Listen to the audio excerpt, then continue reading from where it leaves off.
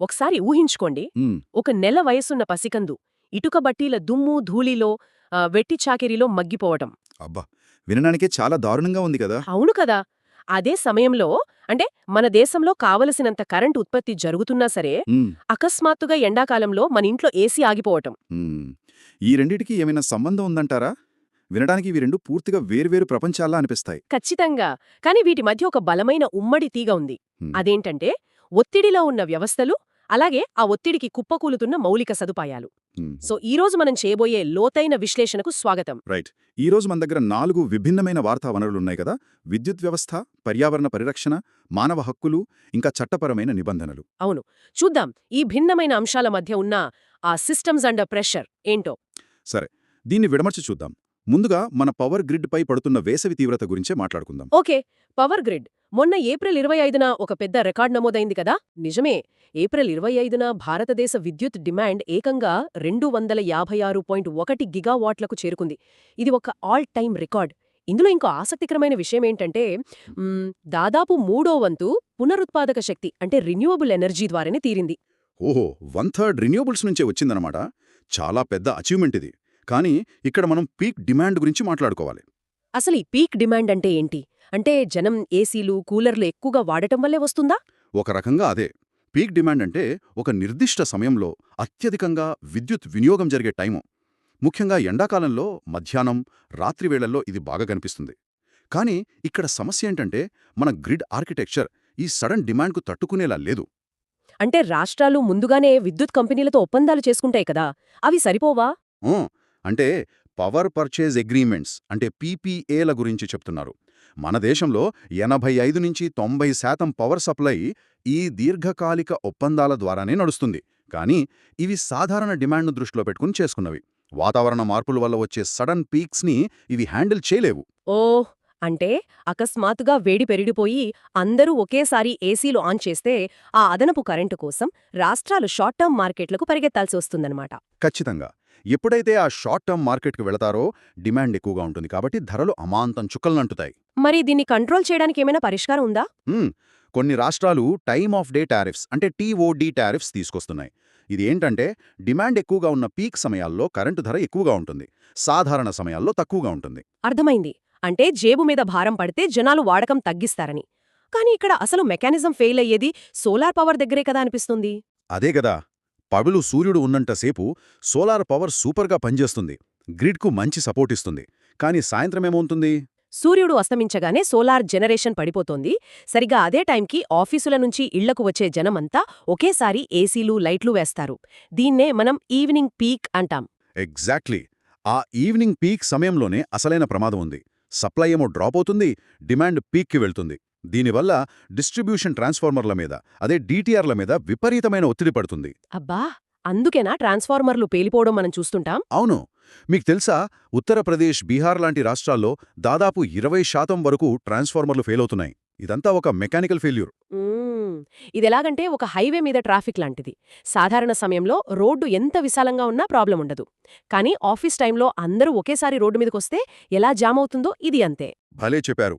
కేవలం కరెంట్ ఉత్పత్తి ఉంటే సరిపోదు.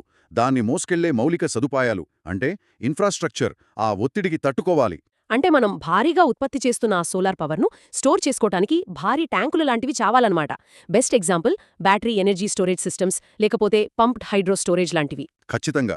పగటిపూట మిగిలిపోయిన కరెంటును ఈ పెద్ద బ్యాటరీలో నిల్వ చేసుకుని రాత్రిపూట వాడుకోవాలి. ఆ ట్రాన్స్ఫార్మర్ల మీద లోడ్ పడకుండా కాపాడుకోవడానికి ఇదే మార్గం. సో విద్యుత్ వ్యవస్థను కాపాడుకోటానికి మనకు సరైన డేటా, స్టోరేజ్ ఎలా కావాలో, మన పర్యావరణాన్ని కాపాడుకోటానికి కూడా ఖచ్చితమైన మ్యాపింగ్ కావాలి. అవును. ఇప్పుడు మనం మహారాష్ట్రలో జరుగుతున్న ఒక అద్భుతమైన ప్రాజెక్ట్ గురించి మాట్లాడుకోవాలి. Right. National centre for sustainable coastal management అంటే ఎన్సీఎస్సీఎం సంస్థ మహారాష్ట్రలో దాదాపు 23,415 చిత్తడి నేలలను డాక్యుమెంట్ చేసింది. 23,000 వెట్లాండ్స్ అంటే మాటలు కాదు. అత్యధికంగా అహ్మద్నగర్ జిల్లాలోనే దాదాపు 1,596 వెట్లాండ్స్ ఉన్నాయట. వావ్! కానీ వీళ్ళు ఈ డాక్యుమెంటేషన్ అంతా కేవలం గ్రౌండ్ ట్రూతింగ్ పద్ధతిలో ఖచ్చితంగా నిర్ధారించారని రిపోర్ట్ చెప్తోంది. ఈ గ్రౌండ్ ట్రూతింగ్ అంటే ఏంటో మన వినేవాళ్లకి కొంచెం వివరిస్తారా? అంటే కేవలం శాటిలైట్ నుంచి తీసిన గూగుల్ మ్యాప్స్ ఇమేజ్లు చూసి ఓకే ఇక్కడ నీరున్నాయి కాబట్టి ఇదొక చెరువు అని రాసేయకుండా అధికారులు నేరుగా అక్కడికి వెళ్లి భౌతికంగా చెక్ చేయడం. ఓహో, స్వయంగా వెళ్లి చూస్తారన్నమాట. అవును. కాని నాకో డౌట్. మన శాటిలైట్ డేటా ఇప్పుడు చాలా అడ్వాన్స్డ్ కదా, అంత స్పష్టంగా కనిపిస్తున్నప్పుడు మళ్ళీ మనుషులు వెళ్లి కొలతలు వేయడం టైం వేస్ట్ కాదా? ఇక్కడ మనం గమనించాల్సిన ఆసక్తికరమైన విషయం ఏమిటంటే శాటిలైట్ ఇమేజ్ మనకు కేవలం అక్కడ నీరు ఉందన్న విషయాన్ని మాత్రమే చూపిస్తుంది. పైనుంచి చూస్తే అదొక పెద్ద చెరువులా అనిపించొచ్చు. అవును.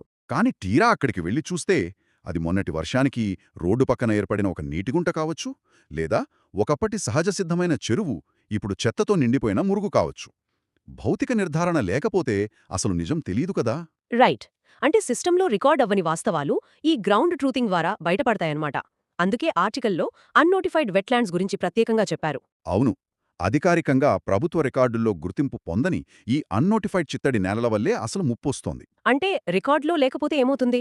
ఏమవుతుందంటే సిస్టమ్ దృష్టిలో ఆ చెరువు అదృశ్యంగా ఉన్నట్లే. అది ఎవరికీ కనిపించదు కాబట్టి ఎవరైనా రాత్రికి రాత్రి అక్కడ చెత్త పోసేసి దాన్ని డంపింగ్ యార్డ్గా మార్చేయొచ్చు. అబ్బా. లేదా రియల్ ఎస్టేట్ వాళ్ళు మట్టిపోసి ఆక్రమించేయొచ్చు. అదే కదా. అందుకే ఇప్పుడు ఈ మ్యాపింగ్ ద్వారా ఆ అదృశ్య వనరులకు ఒక చట్టపరమైన రక్షణ దొరుకుతుంది. ఒక చెరువు గాని, ఒక భూమి గాని అదృశ్యంగా ఉంటే అది ఎలా దోపిడీకి గురవుతుందో మనం చూసాం. అయితే కంటికి కనిపించకుండా సిస్టంలో ఇన్విజిబుల్గా ఉండిపోవడమనేది కేవలం భూములకే కాదు, మనుషులకు కూడా జరుగుతోంది. మీరు తెలంగాణలో జరిగిన ఆ వెట్టి చాకరీ ఘటన గురించి చెప్తున్నారు కదా. అవునండి. భూములను ఎలా కాపాడుకోవాలో మాట్లాడుకున్నాం. ఇప్పుడు మనుషులను అక్రమ దోపిడీ నుంచి ఎలా కాపాడుతున్నారో చూద్దాం. నిజామాబాద్ జిల్లా ఆర్మూర్ మండలంలోని దేగావ్ గ్రామంలో ఒక దారుణం బయటపడింది. నిజంగా గుండెను కలిచివేసే విషయమది. అక్కడ ఇటుక బట్టీలపై దాడులు చేసి ఏకంగా 529 మందిని రక్షించారు అధికారులు. అందులో అత్యంత బాధాకరమైన విషయం ఏంటంటే ఆ 529 మందిలో 226 మంది మైనర్లు. ఇంకా ఘోరమేంటంటే అందులో 9 మంది పసికందులు. వినడానికే వణుకు పుడుతోంది. నేను ముందే చెప్పాను కదా, ఒక చిన్నారి వయసు కేవలం 1 నెల మాత్రమే. వీళ్లంతా బాండెడ్ లేబర్గా అంటే వెట్టి చాకరీలో మగ్గిపోతున్నారు. ఈ బాండెడ్ లేబర్ అసలు ఎలా మొదలవుతుందంటే పేదరికంలో ఉన్న కుటుంబాలు ఏదైనా చిన్న అవసరానికో వైద్యానికో యజమానుల దగ్గర అప్పు చేస్తారు. దానికి వడ్డీ మీద వడ్డీ వేసి ఆ అప్పు ఎప్పటికీ తీరకుండా చేస్తారు. అంటే అప్పు తీర్చడానికి తమ శ్రమను, తమ పిల్లల భవిష్యత్తును కూడా అక్కడే కుదువబెడతారన్నమాట. ఇది కరడుగట్టిన బానిసత్వం. ఖచ్చితంగా. అయితే మనమిక్కడ పెద్ద చిత్రాన్ని చూస్తే ఈ కార్మికులను ఆ బట్టీల నుంచి రక్షించడమనేది కేవలం మొదటడుగు మాత్రమే. నిజమే. వాళ్ళనక్కడ్నించి బయటకు తీసుకొచ్చినంత మాత్రాన వాళ్ళ జీవితాలు రాత్రికి రాత్రే మారిపోవు. వాళ్లకు బతకడానికి వేరే ఆధారం ఎక్కడుంది? అదే కదా సమస్య. మళ్లీ వాళ్లు సొంతూరుకు వెళ్ళినా చేయడానికి పనుండదు. పునరావాసం సరిగ్గా లేకపోతే వారు మళ్లీ అదే ఊబిలో కూరుకుపోయే ప్రమాదం ఉంటుంది. అందుకే వారికి రిలీజ్ సర్టిఫికేట్స్ అంటే విముక్తి పత్రాలు ఇవ్వడం చాలా కీలకం. ఒక్క నిమిషం, ఈ విముక్తి పత్రాలు ఎందుకంత ముఖ్యం? వాళ్లకి స్వేచ్ఛ వచ్చింది కదా, అది చాలదా? చాలదు. ఎందుకంటే వారు ఇన్నాళ్లు సిస్టమ్ దృష్టిలో అదృశ్యులు. ఆ కాగితం ఉంటేనే వాళ్లు తిరిగి సిస్టంలో మనుషులుగా రికార్డవుతారు. అదుంటేనే రేషన్ కార్డ్, ప్రభుత్వ పునరావాస సహాయం, నెలవారీ ఆర్థిక సహాయం అందుతాయి. ఓహో, అంటే వాళ్లకి కేవలం స్వేచ్ఛ ఇవ్వడమే కాదు, వాళ్లని మళ్లీ సిస్టంలోకి తీసుకురావడానికి ఒక ఇన్ఫ్రాస్ట్రక్చర్ కావాలి. ఈ సర్టిఫికెట్ అనేది వాళ్ల ఉనికికి అధికారిక ఆధారం. ఎగ్జాక్ట్లీ. కాగితాల మీద స్వేచ్ఛ ఉండి ఆచరణలో వారికి అండగా నిలిచే పునరావాస మౌలిక సదుపాయాలు లేకపోతే ఆ విముక్తికి అర్థమే లేదు. సర్టిఫికెట్లు మనుషుల జీవితాలను ఎలా మారుస్తాయో చూసాం. ఇప్పుడు ఇంకొక సర్టిఫికెట్ గురించి, అలాగే ప్రభుత్వ నిబంధనల గురించి మాట్లాడుకుందాం. మీరు కలకత్తా హైకోర్టు కేసు గురించి కదా చెప్పేది? అవును. ఇక్కడ మనం ఒక విషయం స్పష్టంగా చెప్పుకోవాలి. ఇందులో ఎలాంటి రాజకీయ లేదా మతపరమైన పక్షపాతం లేదు. కేవలం వనరులలో ఉన్న సమాచారం, ఆ చట్టం, మౌలిక సదుపాయాల మధ్య ఉన్న గ్యాప్ గురించి మనం విశ్లేషిస్తున్నాం. రైట్. పశ్చిమ బెంగాల్లో ఇదుల్ అజా పండుగ సందర్భంగా యానిమల్ స్లాటర్ కంట్రోల్ యాక్ట్ 1950 అంటే జంతువధ నియంత్రణ చట్టం కింద ప్రభుత్వం ఒక ఆదేశమిచ్చింది. అవును. బహిరంగ ప్రదేశాల్లో జంతువధను పూర్తిగా నిషేధించింది. దానికి తోడు ప్రతి జంతువుకు తప్పనిసరిగా ఫిట్ సర్టిఫికేట్ ఉండాలని రూల్ పెట్టింది. ఈ ఫిట్ సర్టిఫికేట్ అంటే ఆ జంతువు ఆరోగ్యంగా ఉంది అని అధికారులు, ముఖ్యంగా పశువైద్యులు ధృవీకరించే పత్రం.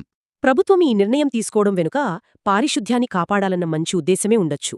కానీ కోర్టులో పిటిషనర్లు ఈ చట్టంలోని సెక్షన్ 12 కింద ఎక్సెంప్షన్ అంటే మినహాయింపు కోరారు కదా.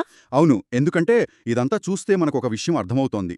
పిటిషనర్లు చట్టాన్ని వ్యతిరేకించడం లేదు, ఫిట్ సర్టిఫికేట్ తేవడం మంచిదే అంటున్నారు. మరి ప్రాబ్లం ఎక్కడొచ్చింది? పండుగకు కేవలం కొద్ది రోజుల ముందు ఈ రూల్ తేవడం. లక్షలాది జంతువులకు ఒకేసారి సర్టిఫికెట్లు ఇవ్వడానికి రాష్ట్రంలో తగినంత మంది పశువైద్యులున్నారా? ఆ జంతువులను పరీక్షించడానికి ఇన్స్పెక్షన్ సెంటర్లున్నాయా అన్నది వాళ్ల ప్రశ్న. అదే. సరిపడా మౌలిక సదుపాయాలు కల్పిస్తే మేము చట్టాన్ని పాటిస్తామని వాళ్లు చెప్తున్నారు.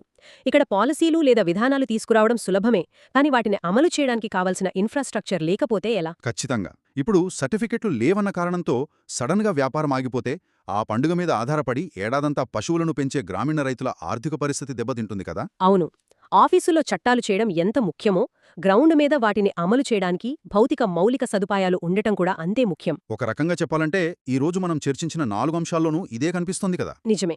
ఈరోజు మనం చూసినవన్నీ ఒక విధంగా మౌలిక సదుపాయాలకు, వ్యవస్థలకు సంబంధించినవే. అవును, సోలార్ పవర్ను నిల్వ చేయడానికి పవర్ గ్రిడ్కి ఒక బ్యాటరీ ఇన్ఫ్రాస్ట్రక్చర్ కావాలి. అలాగే కంటికి కనిపించని చిత్తడి నేలలను కాపాడటానికి ఒక మ్యాపింగ్ ఇన్ఫ్రాస్ట్రక్చర్ కావాలి. పదే పదే దోపిడీకి గురయ్యే వెట్టి కార్మికులను ఆదుకోవడానికి పటిష్టమైన పునరావాస ఇన్ఫ్రాస్ట్రక్చర్ కావాలి. చివరగా చట్టాలను ఆచరణలో అమలు చేయడానికి సరైన భౌతిక ఇన్ఫ్రాస్ట్రక్చర్ కావాలి. ఈ మౌలిక సదుపాయాలు ఉంటేనే వ్యవస్థలు నిలబడతాయి, లేదంటే ఆ ఒత్తిడికి కుప్పకూలిపోతాయి. సరే,